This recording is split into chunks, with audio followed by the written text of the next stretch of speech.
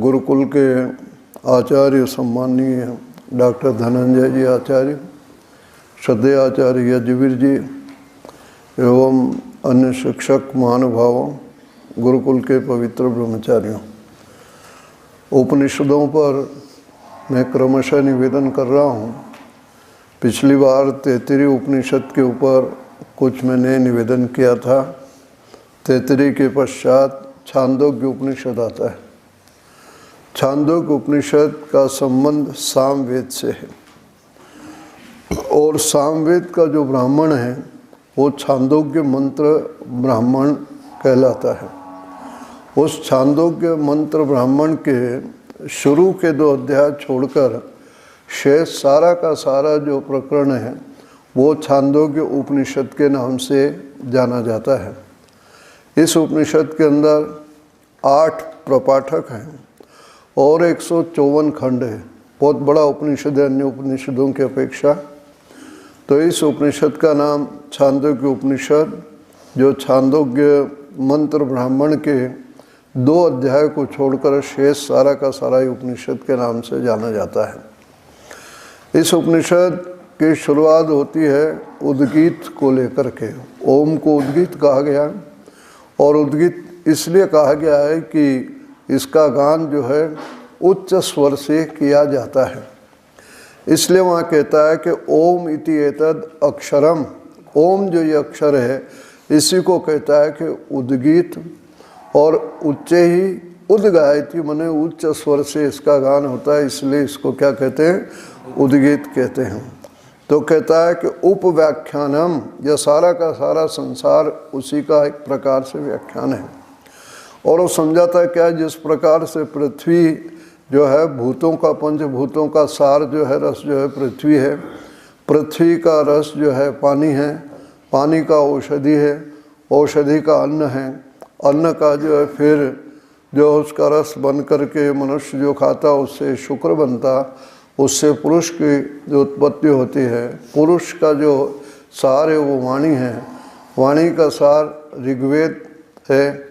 और इस प्रकार से वो वेदों का सार और निचोड़ का वर्णन करते करते अंततो गत्वा कहता है कि यह जो है सामवेद है। सामवेद का सार क्या है, उद्गीत है। और उद्गीत को क्या कहते हैं, ओम कहते हैं। और उद्गीत को, ओम को उद्गीत इसलिए कहा जा रहा है कि इसका गान जो बड़े उच्च स्वर के द्वारा जो है वो होता है, इसलिए इसको उद्गीत कहा जाता है। तो यहाँ से इसकी जो है शुरुआत जो होती है उद्गीत को लेकर के। आगे प्रसंग आता है उद्गीत माने इसका जो गान किया जाता है सामगान का। तो सामगान का प्रकार क्या है, तो उस प्रकार को बतलाते हैं कि इसमें 5 हिस्से बन जाते हैं और 5 हिस्से एक बनता है हिंकार। क्या बनता है, हिंकार। दूसरा होता है जो है प्रस्ताव, और तीसरा है उद्गीत, नोट कर लेना यदि लिखना हो तो। और चौथा जो है प्रत्याहार, और 5वां है निधन। पहला जो कह रहा हिंकार मने उच्चारण करने का, प्रारंभ करने का जो विचार है उसको उद्घात कहते हैं। और प्रस्ताव कह रहे हैं कि जो है उच्चारण प्रारंभ करना, इसको जो है वो प्रस्ताव कह रहा है। और उद्गीत कहते हैं उच्च स्वर से उसका क्या करना है, गान करना, उसको उद्गीत कहते हैं। और प्रत्याहार मने धीरे धीरे नीचे आ जाने को क्या कहेंगे, प्रत्याहार कहेंगे। और निधन का मतलब है कि विराम, माने अब जो है बंद कर दिया हमने, इसको वो निधन कहेंगे, समाप्त कहेंगे। तो सामगान के 3 प्रकार जो वहाँ पर बतलाए। इसी उपनिषद में देवताओं को और असुरों की चर्चा आई है, देवासुर संग्राम जिसे कहते हैं। तो देवताओं ने असुरों को हरा दिया, उन पर विजय प्राप्त कर ली। असुर जो फिर कहते हैं कि वह जो है असुर वापस जो इस पिंड में इंद्रियों के अंदर प्रविष्ट होते हैं। वो कहते हैं कि इसमें जो है नेत्र में प्रवेश किए, तो नेत्र में असुर प्रवेश किए। तो वो कहता है कि देवता भी है उसमें और असुर भी है। बात तो है कि इंद्रियों के द्वारा व्यक्ति अच्छा भी भोगता है और बुरा भी करता है। तो कहता है कि वह जब अच्छे कार्यों में लगता है तब तो पुण्य कर रहा है, देवताओं का प्रभाव है, और गलत कर रहा है तो क्या कर रहा है, पाप कर रहा है। तो वहाँ जो है असुर देवताओं को पीछे पड़े और वहाँ जो है देवता उन पर विजय नहीं प्राप्त किए। उसी प्रकार से कान के अंदर, श्रवण के अंदर, श्रोत्रेंद्रिय के अंदर, तो कहते हैं वहाँ भी जो असुर उनके पीछे पड़े, देवता उनको हरा नहीं सके, क्योंकि श्रोत्रेंद्रिय से जब देवत्व गुण रहता है तो अच्छी बातें सुनता है, और यदि वहाँ पर आसुरत्व भावना आ जाती है, आसुरी भावना आ जाती है, तब वह जो है गलत चीज़ें कानों से सुनता। तो हर एक इंद्रिय को बतलाते बतलाते देवता किस प्रकार से असुर पर विजय प्राप्त करे, तो उसके लिए फिर अंत में कहा कि देवता प्राणों में प्रविष्ट हुए, प्राणों में प्रविष्ट हो गए।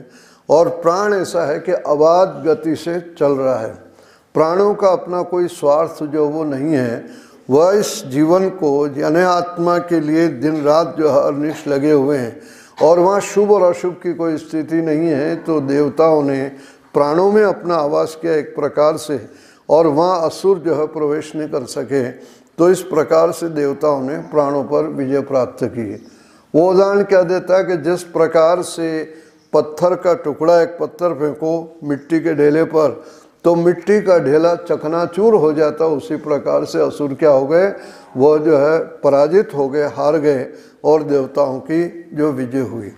तो इसके द्वारा केवल ये समझाने का प्रयत्न कर रहा उपनिषदकार के इंद्रियों के द्वारा हमारी अपनी प्रवृत्ति शुभ और अशुभ कर्मों में हो जाती है, लेकिन प्राण की इस प्रकार से अशुभ कर्मों के अंदर नई प्रवृत्ति होती। वो तो केवल परार्थ जो है निरंतर जो है आत्मा के साथ में लगे हुए हैं, और जब इंद्रियां सो जाती है, मन सो जाता है, शरीर कार्य नहीं करता, तब भी वो निरंतर जो वो कार्य करते रहते हैं। तो इस प्रकार से देवताओं ने प्राणों की उपासना की और विजय प्राप्त की। तो ये देवासुर संग्राम का वहाँ पर जो उसने जो है वो चर्चा की है। आगे इस उपनिषद के अंदर एक प्रसंग और आता है कि धर्म के आधार क्या है, धर्म के स्तंभ क्या है।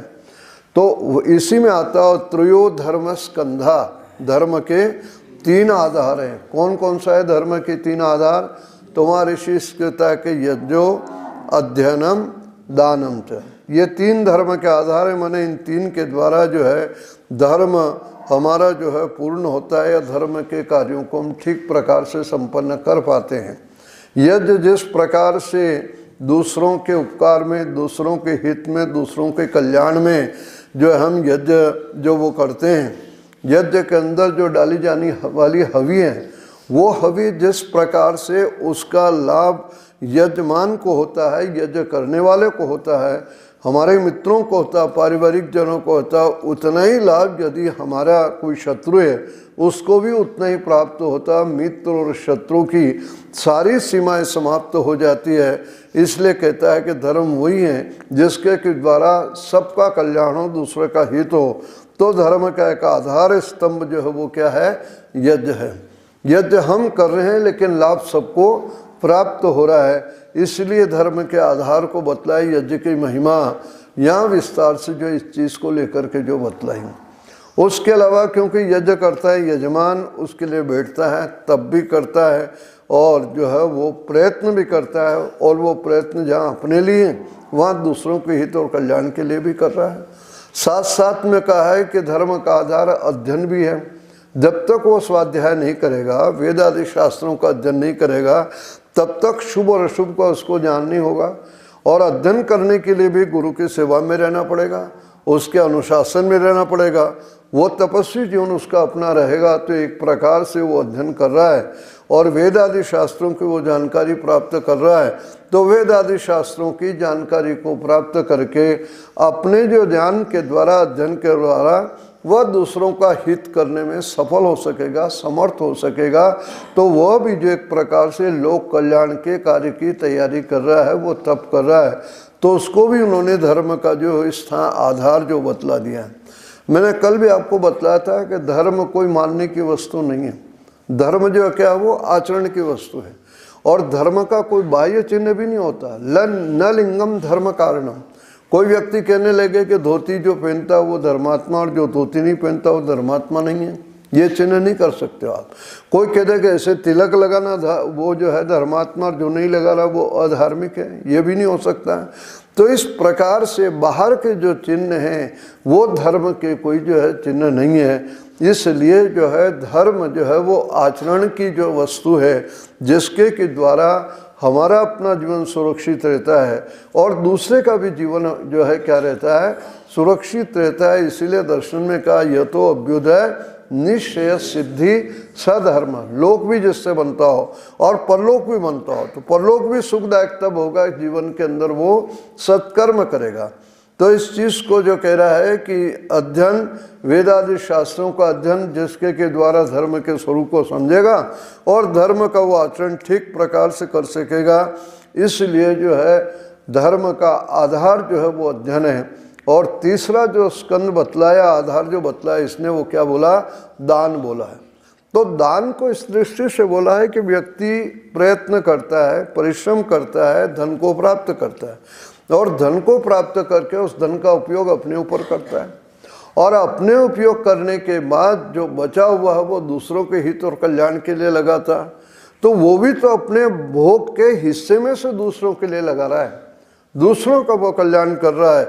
इसलिए कहते हैं कि वो भी जो है परहित में लगा हुआ है, परोपकार में लगा है, दूसरों के कल्याण में लगा हुआ है। इसलिए दान भी जो है धर्म का आधार स्तंभ है। तो इस प्रकार से उपनिषद ने यज्ञ को, अध्ययन को और दान को, इन तीनों को धर्म का आधार स्तंभ बतला है कि इस प्रकार से यह जो है धर्म के तीन आधार हैं। आगे बहुत विस्तार करते हुए उपनिषद के अंदर इस चीज़ को कहा है कि जीव और ब्रह्म, इन दोनों का हम किस प्रकार से जो वो साक्षात करें या किस प्रकार से जो हमें पता लगे कि जीवात्मा शरीर के अंदर है और ब्रह्मांड के अंदर परमात्मा है। तो वहाँ पर भी इस चीज़ को बतलाता है कि शरीर जड़ है और ब्रह्मांड भी क्या है, जड़ है। और जड़ पदार्थ के अंदर यदि गति हो रही है, इसका मतलब वो गति किसी चेतन के कारण से हो रही है। हमारे शरीर के अंदर आत्मा है, तो आत्मा के कारण से ये इंद्रियां सक्रिय है, कार्य कर रही है।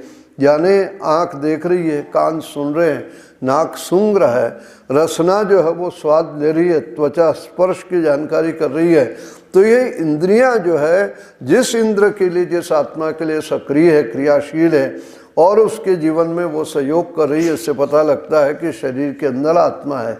यदि आत्मा निकल जाता है तो वहाँ पर आँख देखती नहीं है, कान सुनते नहीं है, नासिका सूंघती नहीं है, यह सारा का सारा शरीर जो है वो जड़वत हो जाता है। इसके अलावा एक चीज़ और बतला दी कि इंद्रियों की जो रचना परमेश्वर ने की वो बाह्य की तरफ की, बाहर की तरफ की।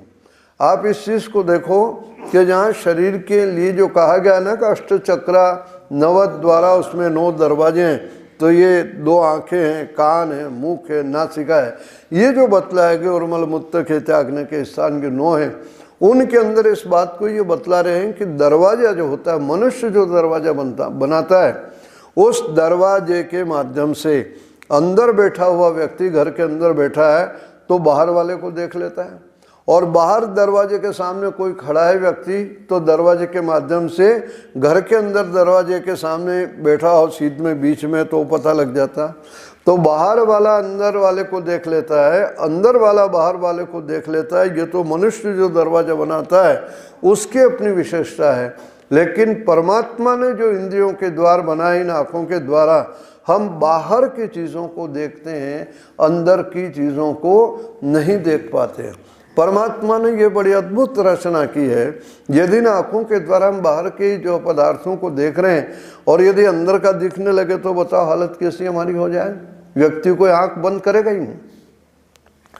यदि आँख खोलने पर बाहर की चीज़ दिख रही है और आँख बंद करने पर अंदर की चीज़ दिखे तो कहाँ पर जो है हमारा जो हार्ट काम कर रहा है, फेफड़े कैसे काम कर रहे हैं, छोटी आंत और बड़ी आंत में मल कैसे आगे बढ़ रहा है, या इस प्रकार से लीवर जो है किस प्रकार से ब्लड और यूरिन को अलग अलग कर रहा है।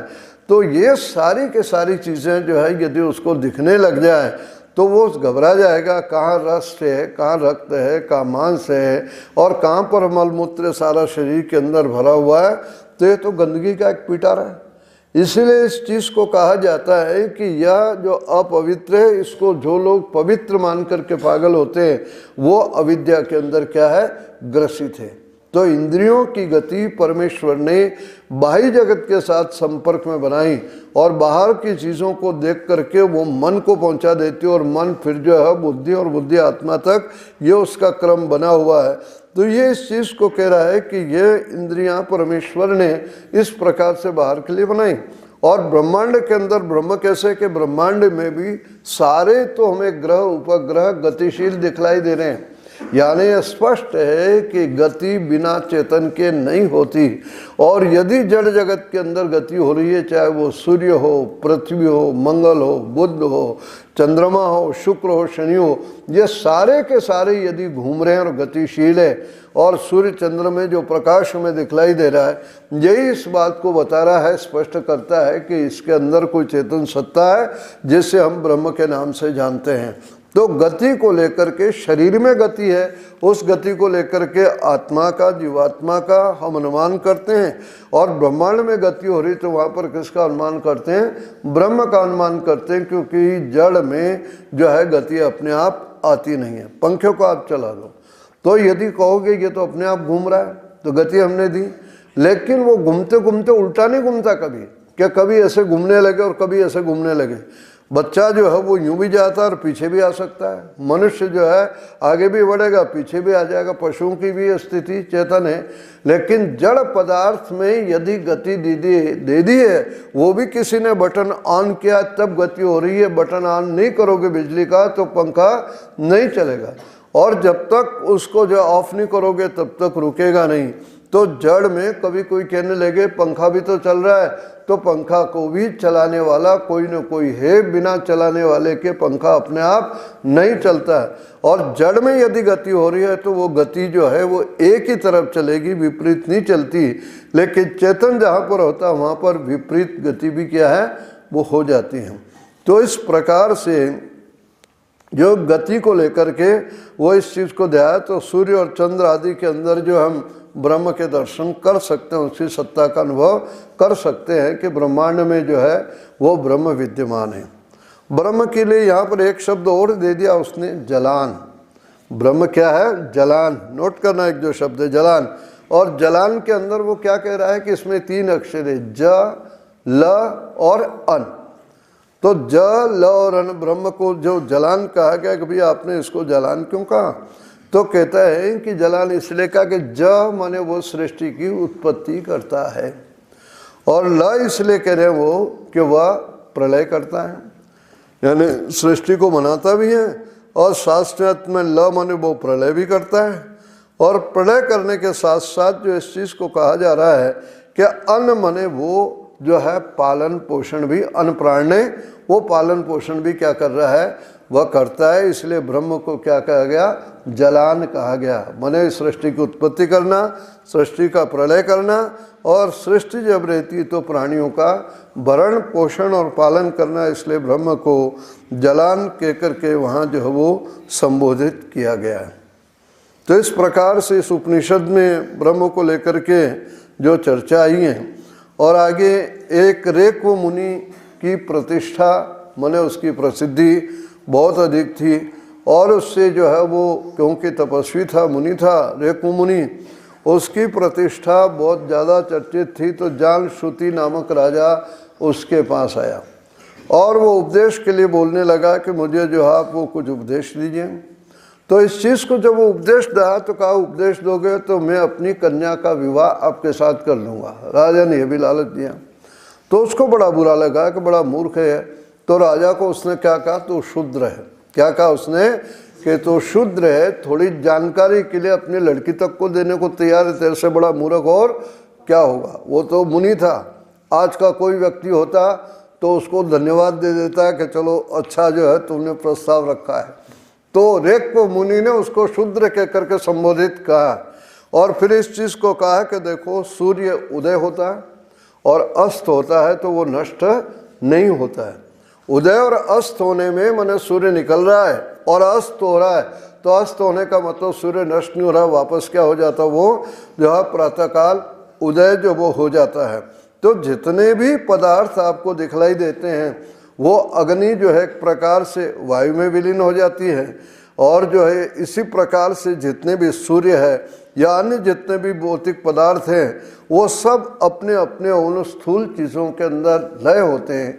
शरीर के अंदर भी वो बतला रहा, पिंड के अंदर भी क्या कि इंद्रियां जब प्राण यानी जीवात्मा जब इस शरीर को छोड़ता है तो होता है क्या कि इंद्रियां सारी की सारी मन में, मन जो है वो प्राण में और प्राण आत्मा को लेकर के दूसरे शरीर के अंदर जाता है। इस बात को कहा जा रहा है कि जो है आत्मा नष्ट नहीं होता बल्कि वो वस्त्र बदल लेता है, एक शरीर को छोड़ करके दूसरे शरीर के अंदर जो चला जाता है। तो इस प्रकार से वहाँ पर इस बात को कहा कि परिवर्तन होता है। भौतिक पदार्थ भी जिसको अपन कहते हैं वो नष्ट होता, नष्ट नहीं होता है बल्कि स्थूल से सूक्ष्म हो जाता है, वो अपने कारण में विलीन होता है, वो समाप्त जो नहीं होता है। इसलिए वहाँ पर लोप की व्याख्या क्या की पाणिनि ने, अदर्शनम लोप। लोप का मतलब इतना ही है कि वो अदर्शन हो जाता है, इन आंखों से दिखलाई नहीं देता, उसकी सत्ता समाप्त नहीं होती इस चीज़ को जो कह रहे हैं। तो यहाँ इस प्रकार से रेक मुनि और जान श्रुति राजा की ये चर्चा आती है। उसने बहुत सारा उपदेश दिया और जो प्रस्ताव रखा था उसने उसको ठुकराया और उसको शूद्र कह करके भी संबोधित किया। आगे इस उपनिषद में सत्यकाम जाबाल की चर्चा आती है। बड़ा विस्तार से मैं संक्षेप से निवेदन कर रहा हूँ क्योंकि 154 खंड इस उपनिषद में है और घंटे भर में 154 खंड की चर्चा नहीं हो सकती। आप लोगों को स्वाध्याय की एक भूमिका बन जाएगी कि इसके अंदर क्या है, गाइड बुक जैसे होती है उसी प्रकार से।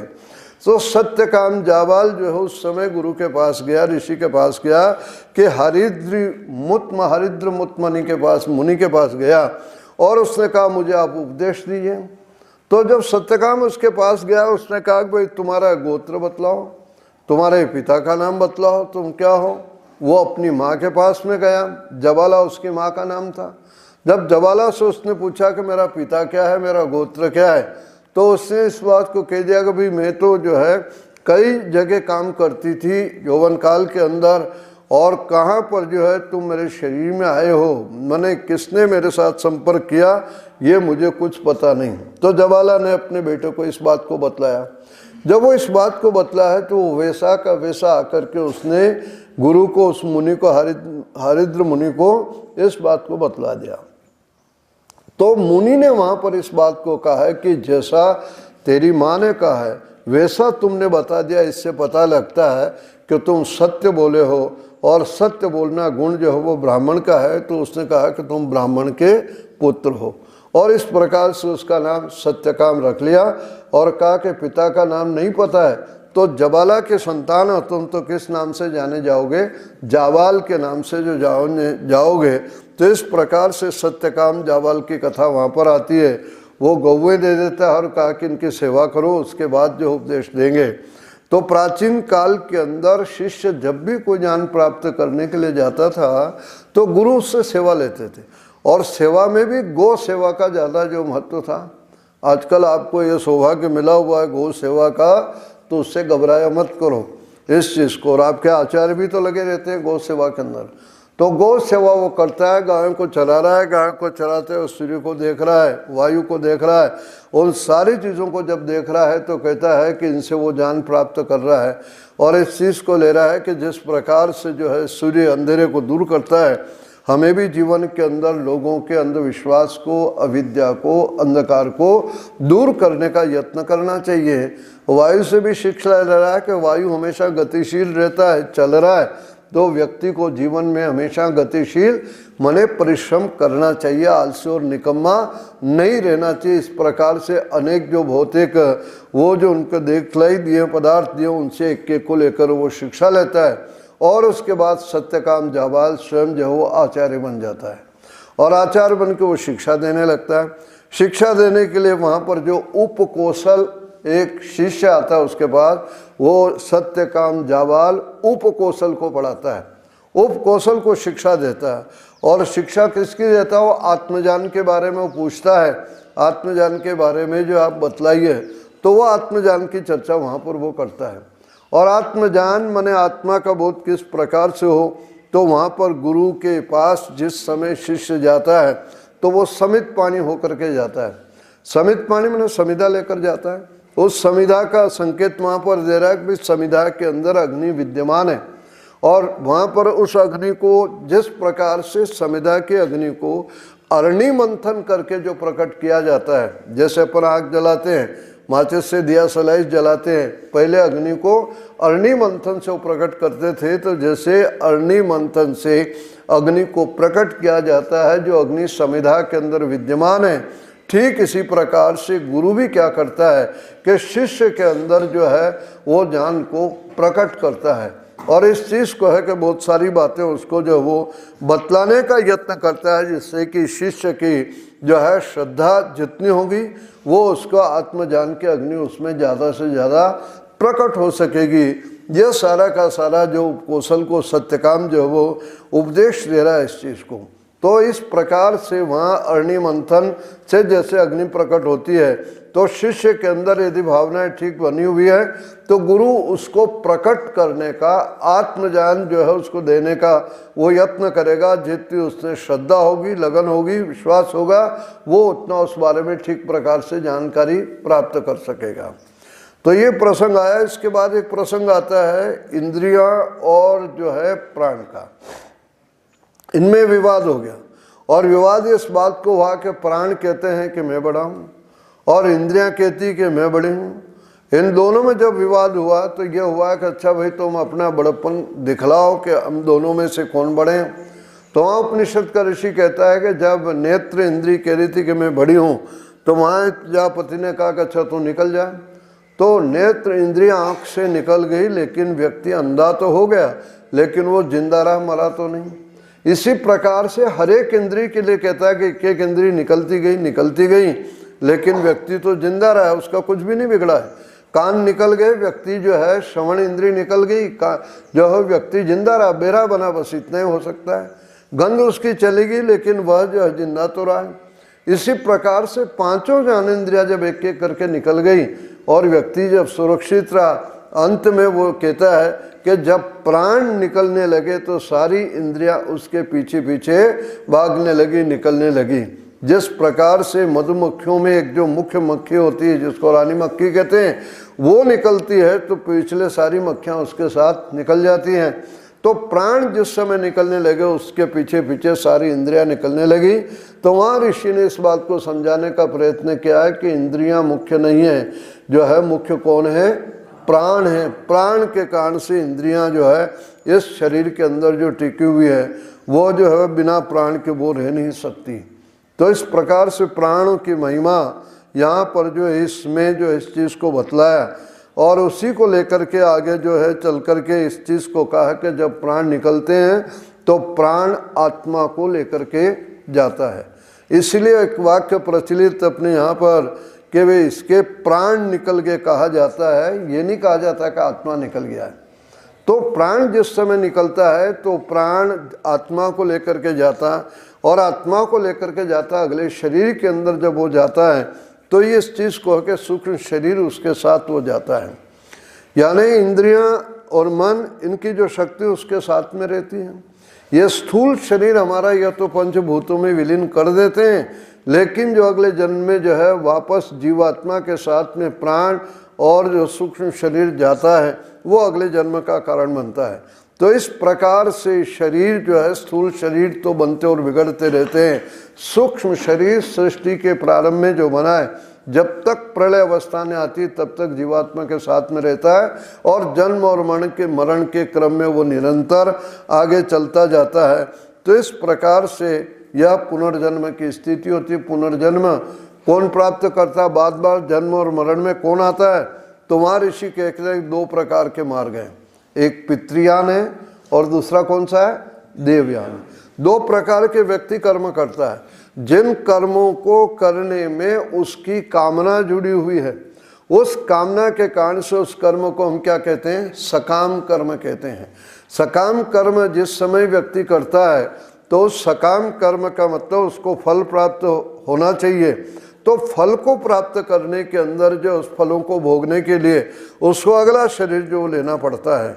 हम जो भी कर्म कर रहे हैं उस कर्म को करने के साथ साथ जो उसका अपने को फल मिलता है, उस फल को भोगने के लिए व्यक्ति को जो है वापस जो है वो पुनर्जन्म मने शरीर वो धारण करता है। तो ये जो बार बार शरीर को धारण करना, मृत्यु को प्राप्त करना, ये व्यक्ति कैसे करता है? सकाम कर्म के कारण से। यानी कोई भी कर्म करेंगे अपने को उसका फल मिलेगा, अच्छा मिलेगा या बुरा मिलेगा। अच्छा कर्म करेंगे अच्छा फल मिलेगा, बुरा कर्म करेंगे उसका फल क्या मिलेगा? बुरा मिलेगा। तो अशुभ मिलेगा। शुभ कर्म यदि व्यक्ति ने किए जीवन के अंदर, उसके शुभ कर्म ज़्यादा है तो मानव शरीर उसको मिल जाएगा, और अशुभ कर्मों का ताना बाना ज़्यादा है तो मानव शरीर के अलावा अन्य पशु पक्षी कीट पतंग आदि योनियों के अंदर जाएगा।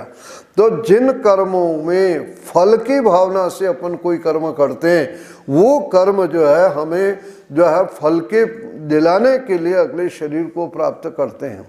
इसलिए इस बात को कहा जाता है कि भाई आप कर्म कर रहे हो और कर्म के साथ आप फल को मान के करोगे, तो यदि फल कम मिला तो आपको क्या होगा? दुख होगा। फल यदि आपको ज़्यादा मिला तो उससे क्या हो जाए कि आपकी आसक्ति बढ़ेगी, और ये दोनों ही व्यक्ति के विकास में जो है बाधक बन जाते हैं। इसलिए कहते हैं कि आप कर्म को सकाम भाव के बजाय निष्काम भाव से करो, अपना कर्तव्य समझ कर करो, अपनी ड्यूटी समझ कर करो, तो वो फिर आपको दुख का कारण नहीं होगा। मैं पढ़ा रहा हूँ या बता रहा हूँ, आपको समझा रहा हूँ, और समझाना मैं समझता हूँ कि मेरा कर्म है, मेरा धर्म है, मेरी ड्यूटी है, और मेरा कर्तव्य है कि मैं आपको समझाऊं ठीक प्रकार से। अपनी बात को समझाने के लिए मैं सरल से सरल करके, उदाहरण दे करके, कोई कथा और कहानी सुना करके वे समझाने का यत्न करता हूं, ताकि आपके समझ में आ जाए।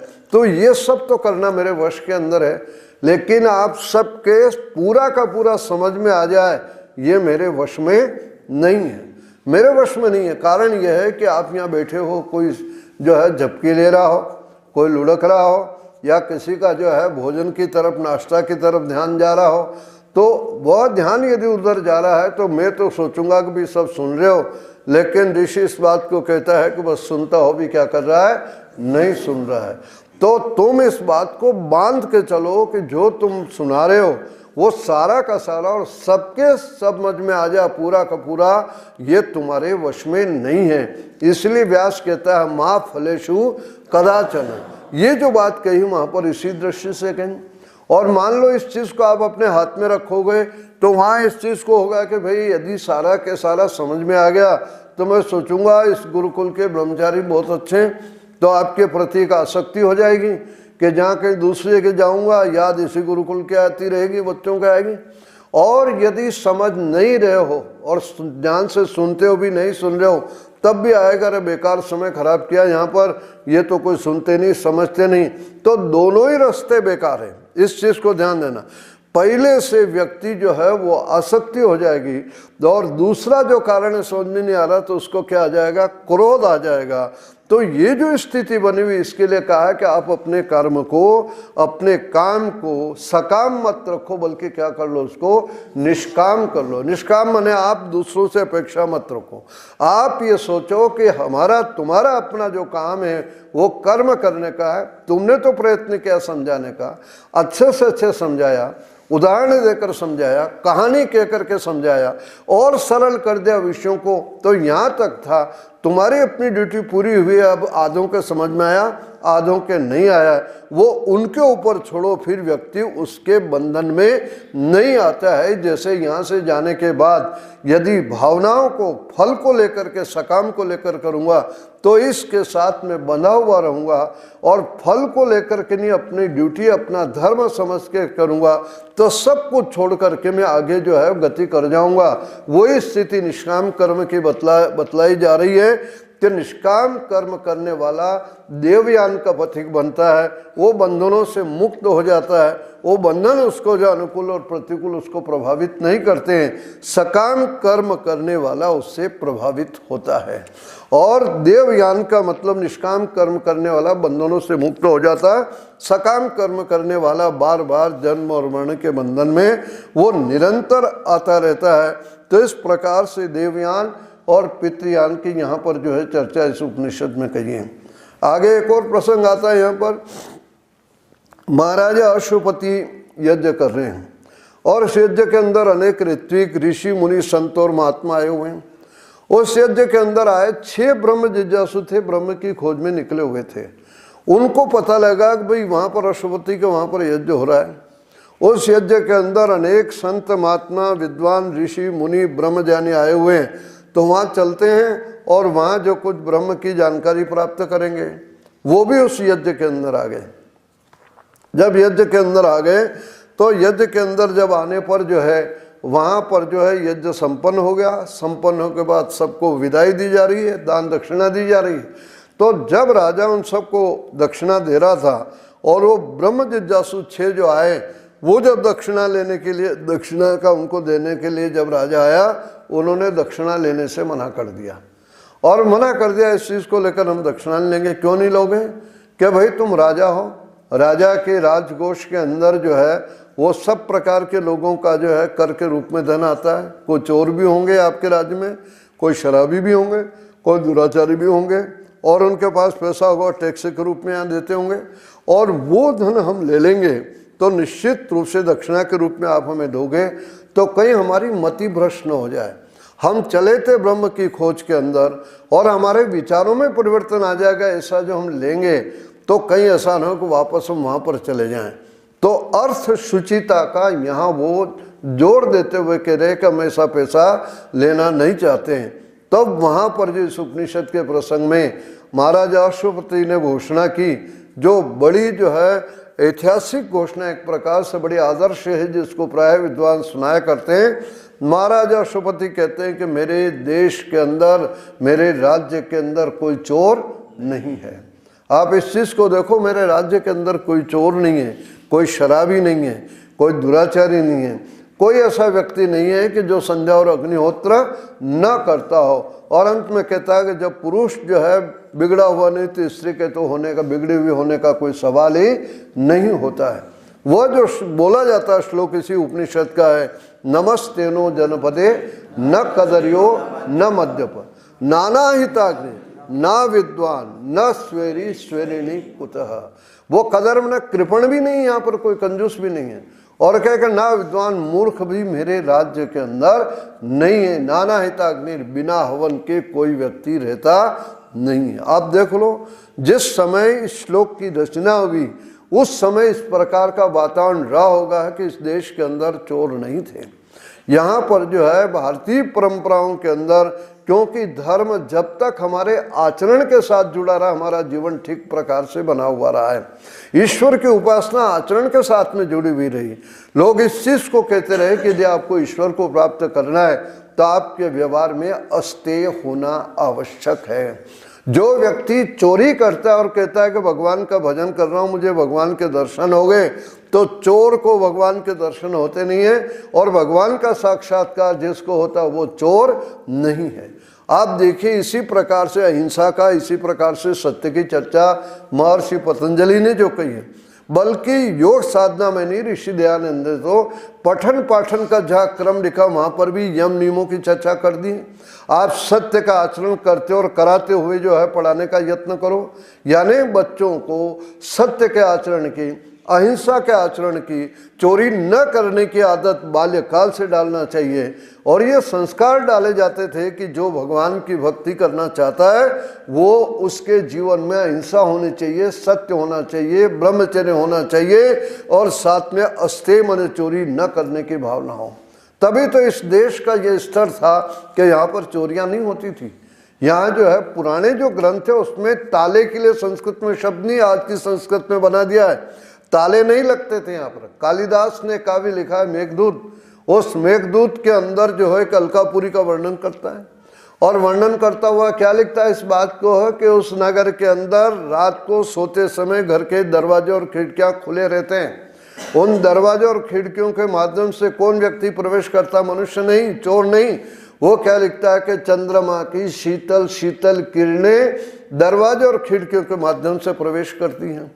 तो इस प्रकार से नैतिक स्तर अपना उस समय इतना बना हुआ था कि जीवन के अंदर जो है आचरण से जुड़ा हुआ था धर्म के साथ में। झूठ बोलने वाला धर्मात्मा नहीं हो सकता है, चोरी करने वाला धार्मिक नहीं हो सकता है, ईश्वर का उपासक नहीं हो सकता है। जिस दिन से इस देश के अंदर जो है ये कर्म फल का सिद्धांत समाप्त हुआ, उसके स्थान पर जो है यहाँ पर क्षमावाद की परंपरा चल पड़ी कि आप कितना पाप कर लो, परमात्मा तो तुम्हारे पाप क्षमा कर देगा। परिणाम जो हुआ कि व्यक्ति पाप से डरता नहीं रहा और भगवान को भी रिश्वतखोर समझ लिया। इसलिए वहाँ जो ऐसे वाक्य भी घड़ लिए कि आप 400 कोस दूर बैठ करके 2 बार गंगा गंगा बोल दो, आपके सारे पाप धुल जाएंगे। गंगा गंगेति यो ब्रूयात योजना नाम शतेरपि मुच्यते सर्व पापी विष्णु लोकम सगच्छति। और इतना ही नहीं, इसने कहा रात भर में चोरी चकारी कुछ की हो तो कहता कि प्रातः काले शिवम दृष्ट्वा निशि पापम विनश्यति। आप सवेरे सवेरे भगवान शंकर के मंदिर में जाओ और उनके दर्शन कर लो, घंटा घड़ियाल हिला दो, रात भर के आप पाप माफ हो जाएंगे। दिन भर जितना उल्टा सीधा करना हो करो, शाम को जाओ दर्शन करने के आपके सारे पाप धुल जाएंगे। तो बताइए पाप में प्रवृत्ति लोगों की इसलिए हुई। और ये हिंदुओं में नहीं, ये मुसलमानों में भी, ईसाइयों में भी, हर संप्रदाय मत मजहब में व्यक्ति को प्रलोभन दिया गया जिसके कारण से स्थिति हुई। भागवत के लिए लिख दिया है कि जो व्यक्ति 1 सप्ताह भागवत सुना देता है या सुन लेता है तो वहां लिख दिया जन्म कोटि कृतम पापम नश्यति नात्र संशय, करोड़ों जन्मों के पाप उसको धुल जाएंगे। तो बताओ भागवत सुनने के लिए संख्या हजारों की क्यों पहुंचती? वो सुनने नहीं जाते हैं, अपने पाप काटने जाते हैं। यहाँ जो संख्या आर्य समाज में कम रहती है इसलिए कि भी सुन लोगे तो ठीक है, तुम्हारे अच्छे संस्कार बनेंगे, सुनने से पाप आपके दूर नहीं होंगे। यहाँ तो अवश्य में वो भोक्तव्यम कृतम कर्म शुभाशुभम वाली जो बात कही जाती है, कर्म फल वाली बात कही जाती है, इसलिए यहाँ उपस्थिति कम रहती है, वहाँ भीड़ रहती है। वहाँ भीड़ का एक ही प्रयोजन है कि हमारे पाप सारे क्या हो जाएंगे, धुल जाएंगे। तो यहाँ पर इस चीज को अशुपति कह रहा है कि मेरे राज्य के अंदर कोई चोर नहीं है, क्योंकि धर्म आचरण में था, व्यवहार में था, साधना व्यवहार के अंदर थी कि जो परमात्मा की उपासना करता है वो किस प्रकार से जो अपने जीवन में सत्य का आचरण करता है। आज भगवान के दर्शन करने वाले लोगों की लाइन लगी पड़ी, मैंने दर्शन कर लिया है, मुझे अनुभव हो गया है, मुझे साक्षात्कार हो गया, और दिन रात झूठ बोल रहा है। जहाँ इस चीज को ईश्वर की सत्ता का अनुभव तो दयानंद ने किया था। जिस समय बरेली में व्याख्यान देते हुए अंग्रेजों ने जो है उसको बुलाकर लक्ष्मीनारायण खजांची को कहा कि इतना कड़क न बोला करे स्वामी जी, उसने स्वामी जी से कह दिया। उस समय ऋषि दयानंद ने जो है व्याख्यान देते हुए दूसरे दिन कहा था कि दयानंद को तोप की मुंह पर बांध करके भी पूछोगे तो दयानंद के मुंह से क्या निकलेगा, सत्य निकला। इतनी हिम्मत है, इतनी हिम्मत जो परमात्मा के साक्षात करने वाले उस महापुरुष के अंदर थी। ये इधर उधर घूमने वाले जो है छल कपट और झूठ बोलने वाले कहते हैं कि मुझे भगवान के दर्शन हो गए, भगवान का जो मैंने साक्षात्कार कर लिया है। यही पहला लक्षण है कि उसके व्यवहार में, जिसकी समाधि लग गई उसके व्यवहार में सत्य रहेगा, अहिंसा रहेगा, उसके व्यवहार में जो अस्थिर रहेगा, ब्रह्मचर्य रहेगा, अपरिग्रह रहेगा। और ये नहीं है तो उसकी समाधि नहीं लगी है। परस्पर विरोधी, जैसे सूर्य का प्रकाश और अंधेरा, जहाँ प्रकाश हो जाता वहाँ अंधेरा नहीं रहता, जहाँ अंधेरा होता वहाँ सूर्य का प्रकाश नहीं होता। ये परस्पर विरोधी चीजें हैं। तो यहाँ पर कह रहा है कि मेरे देश के अंदर कोई चोर नहीं है। श्वेत केतु एक जो है ब्रह्मचारी था, वह गुरुकुल से पढ़ के गया और पढ़ने के पश्चात उसको अपनी विद्या का बड़ा क्या हो गया, अहंकार हो गया। वो सर्वान वेदान अदित्य उपनिषद का लिख रहा है कि मैंने सारे वेद पढ़ लिए, श्वेत केतु कहता है, और कहता है कि अपने आप को क्या करा, अनुचान मानी, मैं तो बहुत बड़ा पंडित हो गया हूँ, बहुत बड़ा वेदों का विद्वान हो गया हूँ। इस प्रकार से जो वो जब अहंकार से ग्रसित था तो उसके पिता ने उसके अहंकार को दूर करने के लिए कुछ प्रश्न पूछे और प्रश्नों का उत्तर वो ठीक प्रकार से नहीं दे पाया। तो श्वेत केतु उस पिता की चर्चा भी इस उपनिषद के इस प्रसंग के अंदर आती है। वो बड़ा बतलाता है कि सत और असत की वहाँ चर्चा, ध्यान रखना। वो सत्कार्यवाद जो आपके सांख्य दर्शन के अंदर आता है वो इस चीज को कह रहा है कि सत्य से ही जो है सृष्टि बनती है, असत से सत कभी होता नहीं है। तिलों से ही क्या निकलेगा, तेल निकलेगा, मिट्टी से कभी तेल नहीं निकल सकता है। जो व्यास लिखता है कि ना सतो विद्यते भावो ना भावो विद्यते सतः, जिस बात को कहा है वो यहाँ पर उपनिषदकार यानी श्वेत केतु के माध्यम से समझाने का यत्न कर रहा है। उस बेटे को समझा रहा है कि बेटा सत और असत को जानो, और जिसके जानने पर ये न विज्ञातम, जिसके जहाँ विज्ञाते न सर्वमिदम विज्ञातम, बहुत ही सब कुछ जान लिया जाता है। वह कौन है, उस ब्रह्म के बारे में तुम्हें जानना चाहिए। और पिंड के अंदर जो आत्मा है तो उस आत्मा के लिए एक शब्द आता है जो वेदांती लोग बार बार बोलते हैं, तत्त्वमसि। वो शब्द तो है तत् माने वह आत्मा, त्वमसि तुम हो। तुम शरीर नहीं हो, तुम हाथ नहीं हो, तुम आंख नहीं हो, बल्कि तुम क्या हो? तत् असि, तुम वो आत्मा हो। जब हम कहते हैं मेरा हाथ है, इसका मतलब मैं हाथ तो नहीं हूँ। जब हम कहते हैं मेरी आंख, तो मैं आंख तो नहीं हूँ। जब हम कहते हैं मेरा शरीर, इसका मतलब है कि शरीर से मैं अलग हूँ। जब हम कहते हैं मेरी पुस्तक, इसका मतलब व्यक्ति पुस्तक है क्या? स्व और स्वामित्व का संबंध है। ठीक इस प्रकार से शरीर और आत्मा का संबंध है। वह जो है श्वेत केतु को समझाता हुआ वो कहता है कि तत् त्वमसि, वह आत्मा तुम हो, शरीर तुम नहीं हो, काले गोरे तुम नहीं हो, इस पिंड जो तुम नहीं हो उससे तुम अलग हो। तो ये संकेत श्वेत केतु और उसके पिता के संवाद के रूप में यहाँ पर जो है इस उपनिषद के अंदर आता है। आगे एक और जो प्रसंग आ जाता है, नारद और सनत कुमार का संवाद। नारद और सनत कुमार का जो संवाद आता है, नारद जो है वो कहता है कि मैं मंत्रविद हूँ। उसने सारी विद्याएं गिना दी, मैंने ये भी पढ़ा, वो भी पढ़ा, ये भी पढ़ा है, जितनी वो जानकारी करता था वो सारी के सारी बतला दी। लेकिन फिर भी कहता कि मेरा मन अशांत है, मेरे को शांति नहीं मिल रही है। वो सनत कुमार के पास जाता है कि मंत्रविद अस्मि न आत्मविद, मने मैंने अपनी आत्मा के बारे में नहीं जाना। वही बात जो मंत्रविद का मतलब भौतिक विज्ञान और आत्मविद का मतलब आध्यात्मिक विज्ञान। तो अध्यात्म के बारे में जिस व्यक्ति ने नहीं जाना कुछ अपने बारे में, वो हमेशा अशांत रहेगा, परेशान रहेगा। तो वहाँ इस बात को कह रहा है कि महाराज मैं सब कुछ पढ़ा हूँ, लेकिन मैं आत्मविद नहीं हूँ, इसलिए मैं अशांत और बेचैन और परेशान हो रहा हूँ। तो उसके बारे में बतला है, तो वो आत्मा के बारे में फिर बतलाते हैं। यानी इस उपनिषद के इन प्रसंग से ये भी पता लगता है कि दुनिया के बारे में व्यक्ति जान ले और अपने बारे में नहीं जानेगा, तो बताइए वो जो है अशांत नहीं रहेगा तो और क्या रहेगा। एक व्यक्ति घर से 1 घंटे के लिए कहीं बाहर जाता है तो उसको पता है कि मैं कहाँ जा रहा हूँ, क्या लेने जा रहा हूँ। और कोई व्यक्ति निकले और उससे पूछ ले कि भाई कहाँ जा रहे हो, और वो कहते पता नहीं कहाँ जा रहा हूँ, तो क्या कहोगे उसको? पागल ही कहोगे ना। ये निकल गया और जा रहा है, इसको पता ही नहीं कहाँ जा रहा हूँ। और अगला पूछ ले कि क्या लेने जा रहा हो, कि पता नहीं क्या लेने जा रहा हूँ, तो तेरे से बड़ा कोई पागल दुनिया में नहीं है। ठीक इसी प्रकार से कोई व्यक्ति इस चीज़ को कहे कि आप किस लिए आए हो, आप क्यों इस जगत के अंदर आए हो और आपका उद्देश्य क्या है, यदि उसको ये नहीं पता है, आत्मविद ने तो उससे बड़ा अज्ञानी और जो है कमज़ोर व्यक्ति कह लो, या उससे बड़ा दरिद्र और कौन हो सकता है। तो वो कह रहा है कि आत्मविद हुए बिना, अपने बारे में जानकारी जाने बिना व्यक्ति जो है वह जो है शांति का अनुभव, सुख का अनुभव नहीं कर सकता, बेचैन और शांत रहेगा।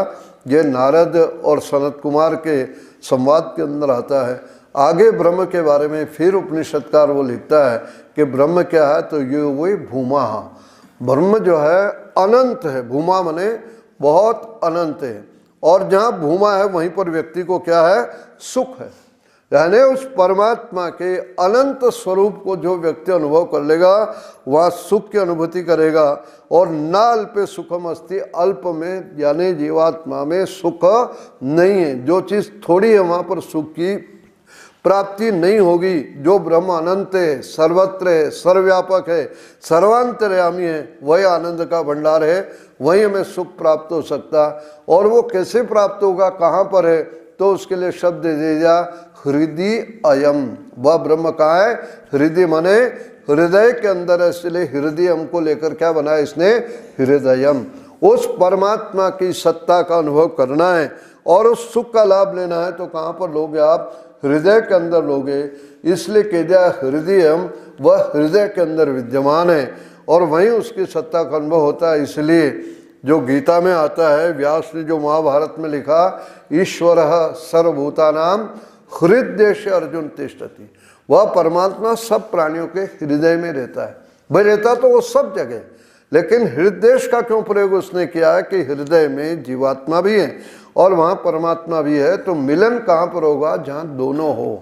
मैं अपने घर से आया हूँ, आप अपने घर से आओ, इसलिए अपना मिलन हुआ। मैं अपने घर से आ जाता और आप नहीं आते तो मिलना नहीं होता, और आप आ जाते और मैं नहीं आता तब भी क्या होता, मिलना नहीं होता। तो परमात्मा तो सब जगह है, लेकिन हम सब जगह नहीं हैं। जो पौराणिक जो कुतर्क करते हैं कि परमात्मा सब जगह आप मानते हो तो मूर्ति में भी तो है, फिर आप मूर्ति की पूजा करने से क्यों मना करते हो?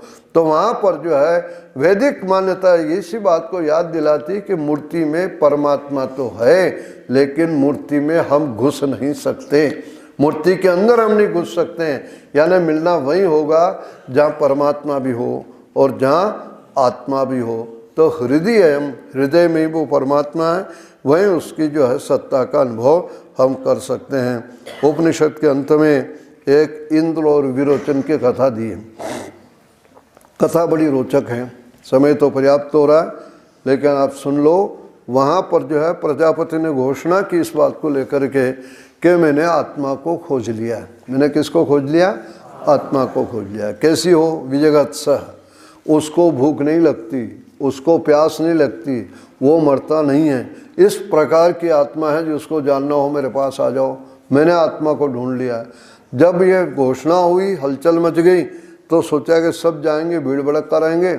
तो देवताओं ने अपना एक प्रतिनिधि भेज दिया, उसका नाम रखा इसने इंद्र।